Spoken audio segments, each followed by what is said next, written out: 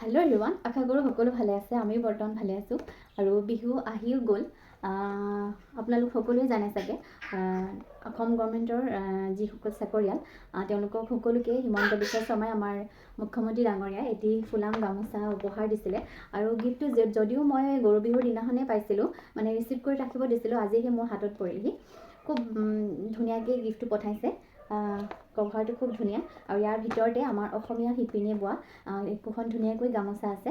তাৰ আগতে তেওঁ এখন চিঠি পঠাইছে আমালৈ আৰু চিঠিখন মই আপোনালোকলৈ পঢ়ি দিওঁ।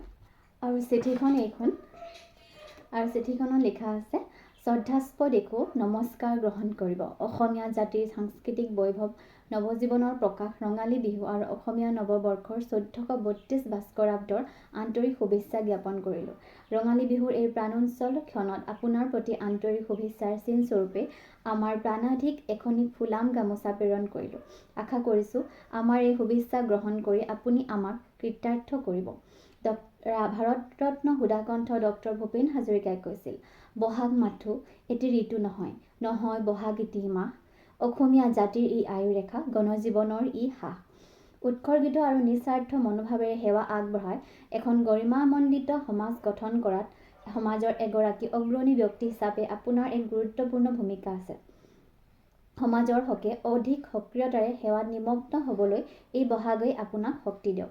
আন্তৰিকতাৰে ডক্টৰ হিমন্ত বিশ্ব শৰ্মা। আৰু খুব ধুনীয়াকৈ চিঠিটো লিখিছে আৰু গিফ্টটো আপোনালোকক গামোচাখন দেখুৱাওঁ।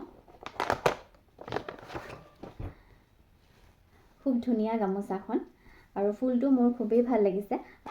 মোৰ চৰাই আছে আৰু খুব ধুনীয়া হয় গামোচাখন। এইখন গামোচাখন সেয়া গিফ্ট বুলি ক'লে সৰু ডাঙৰ প্ৰতিটোৱেই গিফ্ট খুবেই প্ৰিয়। তাতে বহাগ মাহত মুখ্যমন্ত্ৰী ডাঙৰীয়াৰ পৰা এই গিফ্টটো পাই খুবেই ভাল লাগিছোঁ আৰু পিছতীয়াকৈ হ'লেও আপোনালৈ ৰঙালী বিহুৰ বহুত বহুত শুভেচ্ছা ছাৰ।